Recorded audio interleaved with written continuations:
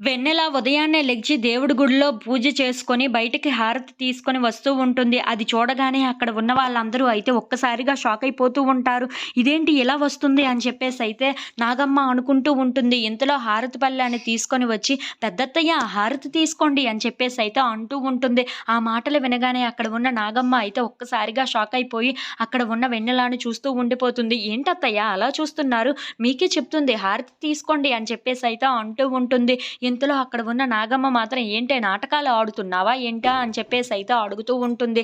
ఆ మాటలు వినగానే అక్కడ ఉన్న వెన్నెల మాత్రం "ఈ జీవితమే ఒక నాటకం. ఆ నాటకంలోనే మనం బ్రతుకుతున్నాం. మీరు ఆడే నాటకమే, నేను ఆడేది నాటకమే.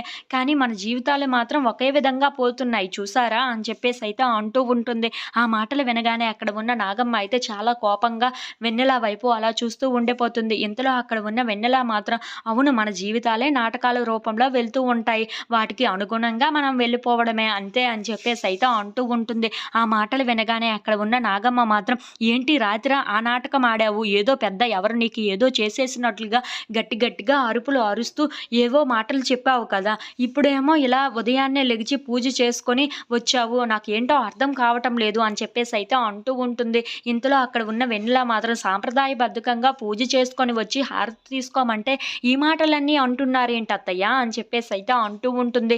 ఇంతలో అక్కడ ఉన్న నాగమ్మ మాత్రం "నువ్వు చేసే పనులు అలా ఉన్నాయి మరి" అని చెప్పేసయితే అంటూ ఉంటుంది. ఇంతలో అక్కడ ఉన్న వెన్నెల మాత్రం "మీరు అవునన్నా కాదన్నా, నేను అవునన్నా కాదన్నా సరే, ఇప్పుడు నా మెడలో ఒక తాళి పడింది కదా! అదిగో ఆయనే ఉన్నారు కదా! ఆయన కట్టారు కదా! ఇప్పుడు నేను ఒప్పుకున్నా, ఒప్పుకోపోయినా అతనే నా భర్త అవుతాడు కదా!" అని చెప్పేసయితే మాట్లాడుతూ ఉంటుంది. తన మాటలకి అయితే అక్కడ ఉన్న వాళ్ళందరూ అయితే ఒక్కసారిగా షాకయిపోయి వెన్నెల వైపు చూస్తూ ఉండిపో